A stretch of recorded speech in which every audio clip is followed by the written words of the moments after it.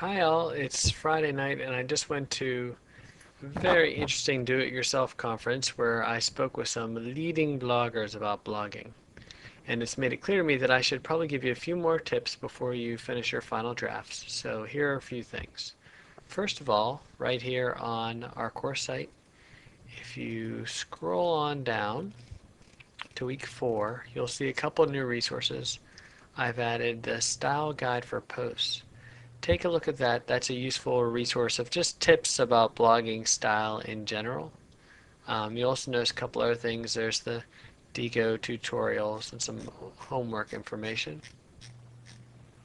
Also, I've added this academic blogs link right here, which it links to a wiki online that has some vetted academic blogs, I guess you'd say, ones that have been sorted out as being more academic than either others.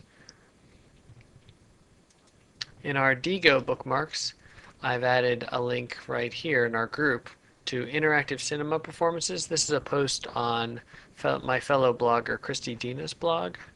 Um, and if you go there, you should be able to see my notes, which are a little compressed here in the scrunched form. But Christy Dina has a very good blogging practice. Let me make this window a little bit wider so you can see what she's doing.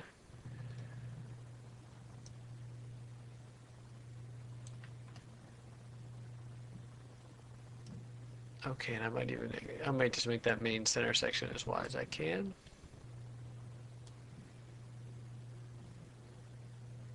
Okay, so Christy D is a little more thorough than you all might be in your post starting out, but it does give you something to shoot for.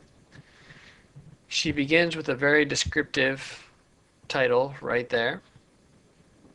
Then she moves into a fairly clear hook. It's not necessarily jazzy, but it does its job. There is a new wave of cinema experiences emerging that points to the revival of the cinema event. Yeah, it's pretty clear for people reading it what's going to happen next. And then she also ends with almost a thesis contrasting interactive film. These cinema events require audiences to participate in some way in an event environment. Okay. And then we know it's coming next, right? It's going to be a review of these various examples. So if we look at her post, it's nicely visually laid out, well organized. She's using subject headers, um, which is a good idea. She's also using a fair number of images. She's got block quotes that she sets up well. Whenever you quote, you should probably block quote. Um, I'll show you a couple more things. She also has, in addition to having that sort of very clear contextualizing introduction, that gives an overview of her topic and a sense of where she's headed. She also gives us a nice little conclusion. She ends with a question, for example. She says, do you know of some other interactive cinema performances slash gaming? Now this is a good model too, because not only is she wrapping up her post here, but she's inviting some sort of feedback.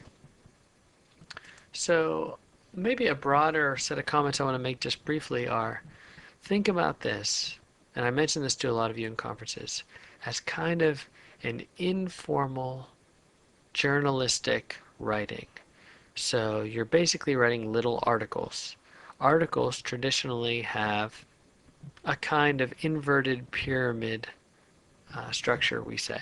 So the bulk of the important contextualizing information comes right at the top, assuming that's as far as people are going to read, and then it goes into greater detail, which is, I guess, the bottom of the pyramid.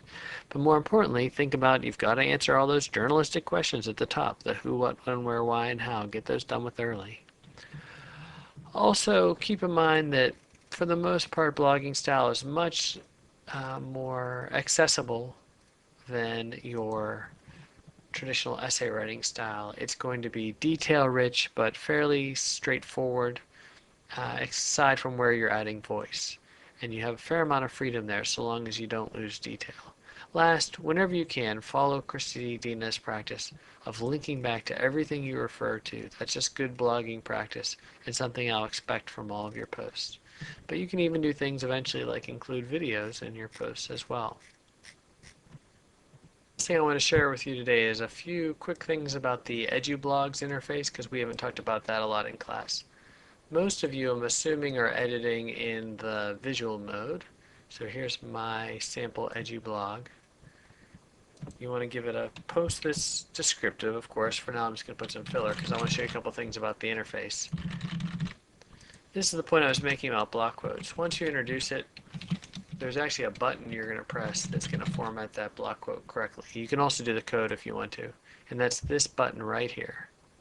Just knock that over, and then you've got your block quote format. If for some reason you end up still in that block, like let's say you go to the next line, and for some reason you're still in block quote format, you just click the other arrow and it'll get you back to the side again.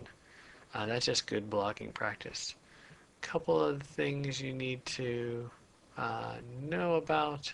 Don't forget that this little icon is for more. That's for saying this is all I want to put on my front page. I want the rest to continue to another page that the person will click through. And actually that should get you pretty well set up. If you want to add a category for your post, you just type in a word over here, go like this, click add, and then whenever that particular category applies, you check the box on the side. You also may want to use these tags as another way to organize your posts, just like we've been tagging everything else. Okay.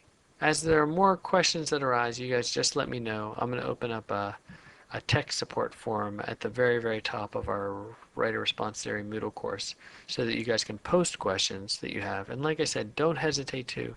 This isn't a class that's really examining your computer skills, but it wants to help you use computer skills to become better writers. So let's get all that tech stuff out of the way. If you have a question, probably other people do too. If you feel bashful for some reason about posting it to the tech support question forum, then feel free to email me. But like I said, it's much better if you ask them publicly so that everyone can benefit from the answers. Okay, that's it for us right now. I'm going to get some sleep.